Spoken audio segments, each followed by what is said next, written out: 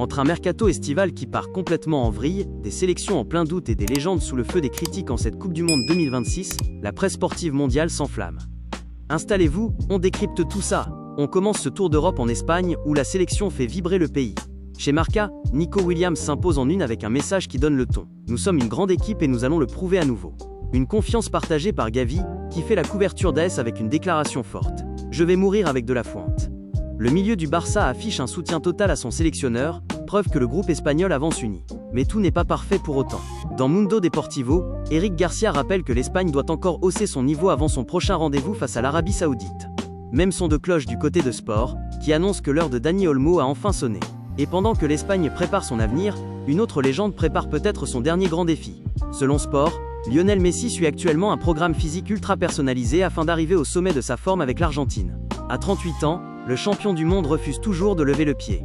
Et puisqu'on parle d'Espagne, impossible de passer à côté de ce qui se prépare en coulisses. Le mercato madrilène est en ébullition. D'après Marca, le Real Madrid envisagerait une offensive monumentale à hauteur de 220 millions d'euros pour recruter Michael Olise. Oui, vous avez bien entendu, 220 millions d'euros. Une somme qui pourrait faire trembler tout le marché européen. Mais les Espagnols ne sont pas les seuls à sortir le chéquier. En Italie, l'Inter Milan frappe fort avec l'arrivée de Marco Palestra en provenance de l'Atalanta pour 50 millions d'euros. La Juventus, elle, accélère sur le défenseur colombien Jean-Luc Koumi et serait prête à lever sa clause libératoire fixée à 28 millions d'euros. Le mercato s'emballe, mais ce n'est rien comparé au dossier qui fait la une de la planète football aujourd'hui. Car cette Coupe du Monde nous offre un contraste saisissant entre les deux plus grandes icônes de leur génération. D'un côté, l'Argentine. Le quotidien Olé affiche une pleine de sérénité. L'équipe de Léo. Messi apparaît détendu à l'entraînement, entouré d'un groupe soudé et confiant. Malgré la pression immense, l'Albiceleste avance dans le calme. Et puis il y a l'autre camp. Le Portugal. Et là, c'est une toute autre histoire. Après une entrée en matière compliquée, Cristiano Ronaldo se retrouve au cœur d'une tempête médiatique. Abola estime que le capitaine portugais est désormais sous le feu des critiques. Mais le titre le plus marquant vient d'Ojogo, qui ose une choc. Dépression Ronaldo. La presse remet tout en question, son statut, son influence, son rendement.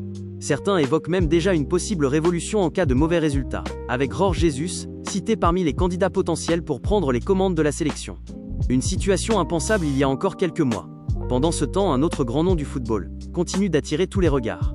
Carlo Ancelotti. La presse italienne détaille son impressionnant contrat avec le Brésil, estimé à 10 millions d'euros par saison. Et surtout, le technicien italien préparerait un système extrêmement offensif, avec 4 joueurs à vocation offensive autour du phénomène Hendrick.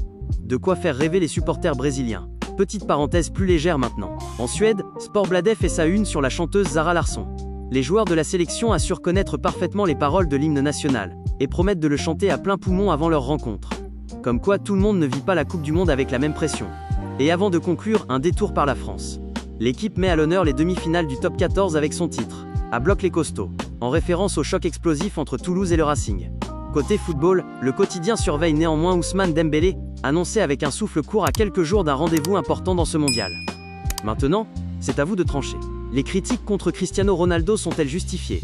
Ou la presse portugaise va-t-elle beaucoup trop loin? Et surtout, si vous étiez Florentino Pérez, dépenseriez-vous réellement 220 millions d'euros pour Michael Olise? Dites-moi tout dans les commentaires, je lis absolument tous vos avis. Si vous avez aimé cette revue de presse, pensez à laisser un like, à vous abonner et à activer la cloche pour ne manquer aucune actualité du football mondial et du mercato.